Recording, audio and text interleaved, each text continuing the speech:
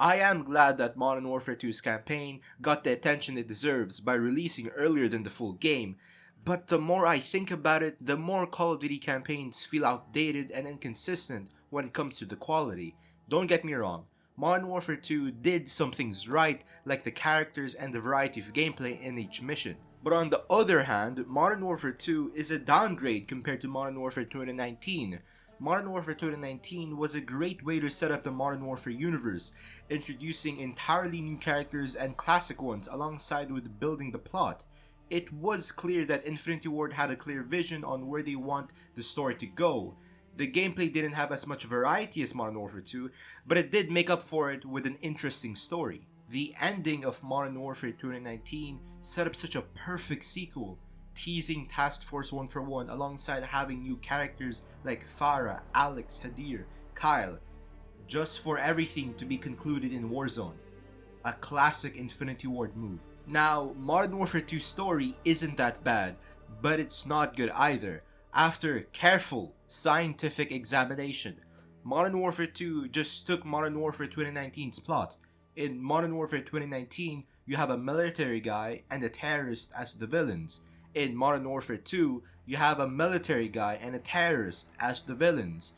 In Modern Warfare 2019, you need to find missing gas. In Modern Warfare 2022, you have to find missing missiles. Look, the concept of the story is not that bad, but the execution is terrible. The biggest problem is that it feels like the developers really wanted Shepard's betrayal to happen, and the spotlight of the main villain was off of Hassan and onto Graves and Shepard.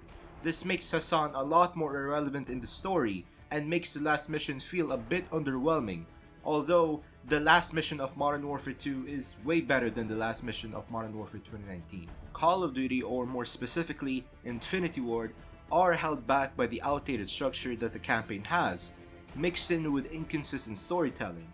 I do understand that Call of Duty is getting bigger and bigger, filling up everyone's storages on consoles, and what I'm about to say will probably make Call of Duty even larger.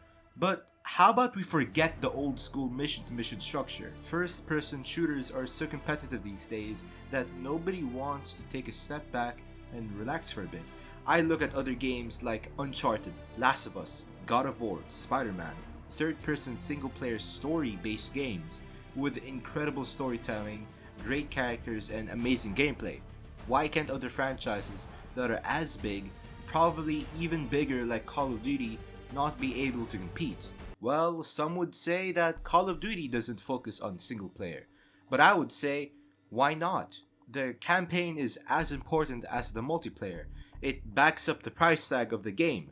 Why wouldn't it be the focus? The problem is the structure of Call of Duty campaigns do not work well when it comes to the modern day storytelling. I think missions like Alone or Recon by Fire are making people realize that maybe Call of Duty campaigns can be something more. Scrap the outdated structure and have a more journey-like structure, if that makes any sense. All of these single-player games like God of War or Last of Us has the characters go on this journey to the end of the game. You can connect with these characters because you don't only get to play as them or kill loads of people, but there are times where it's just characters interacting. Is the idea flawed in some aspects? Of course it is, but this idea should be a starting point to something unique and fresh for Call of Duty.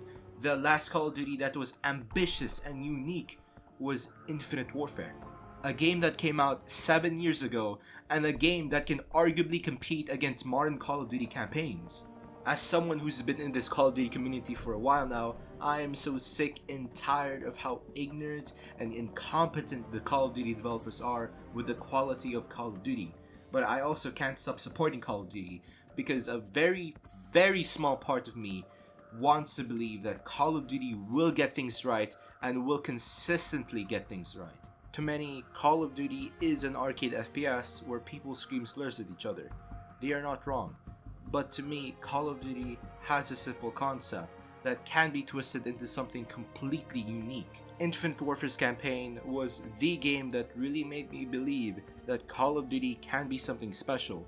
It's all up to the developers whether they want to make Call of Duty special or just have it to be another competitive FPS that wants your money.